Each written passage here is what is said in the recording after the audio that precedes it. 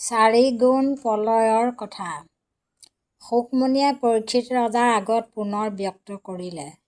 পৰমাণুৰ পৰা আৰম্ভ কৰি ২ পাৰাৰ্ধত শেষ কৰি ব্ৰহ্মাৰ জীৱন তোমাৰ আগত বৰ্ণনা কৰা হৈছিল। তদুপৰি ৪টা যুগৰ চাৰিত্ৰৰ বিষয়েও আগতে কোৱা হৈছে। এতিয়া কল্প আৰু লয়ৰ বিষয়ে কওঁ শুনা। সত্য, ত্ৰেতা, দ্বাপৰ আৰু কলি এই ৪টা যুগৰ ১০০০ বাৰ ঘূৰণ বা পৰিভ্ৰমণ কৰা সময়খিনিকে ব্ৰহ্মাৰ এদিন বুলি কোৱা হয়। ইয়াকেই এক কল্প বুলিও কোৱা হয়। আৰু সেই সময়ছোৱাৰ ভিতৰতেই ১৪জন মনুৱে ৰাজত্ব কৰে।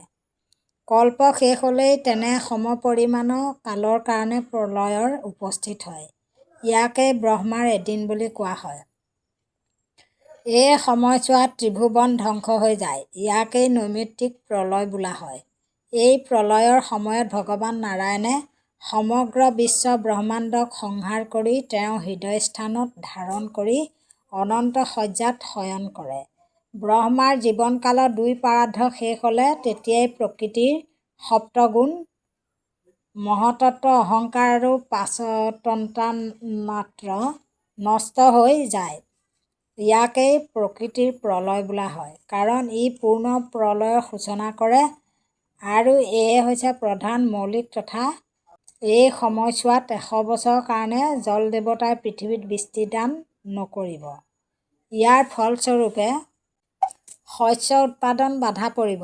মানুহবিলাকে অনাহাৰত থাকি কষ্ট পাব। খাদ্যাভাৱৰ পৰিপ্ৰেক্ষিতত এজনে আনজনক ধৰি নৰমাংস ভক্ষণ কৰিব।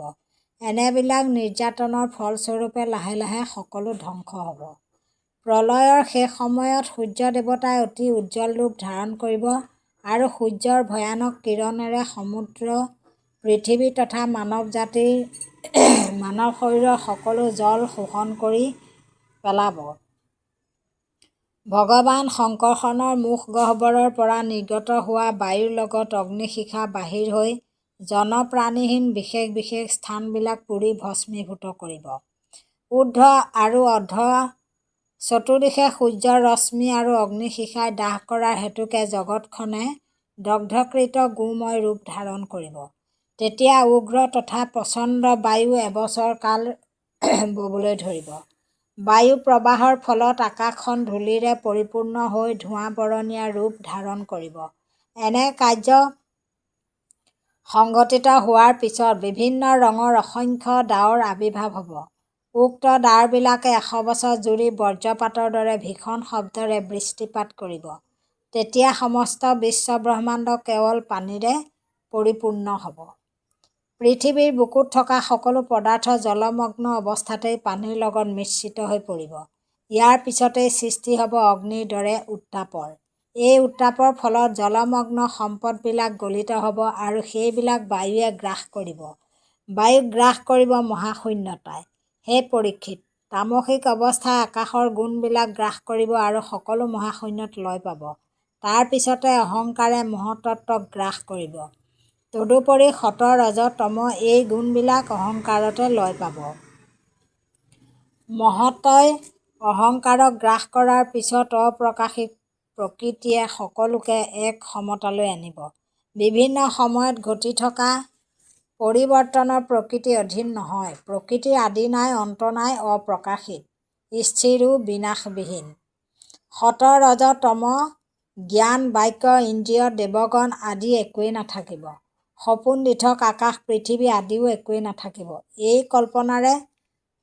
এই কল্পনাৰো অতীত মহাশূন্যৰ দৰে এক অৱয়ব মাথোন।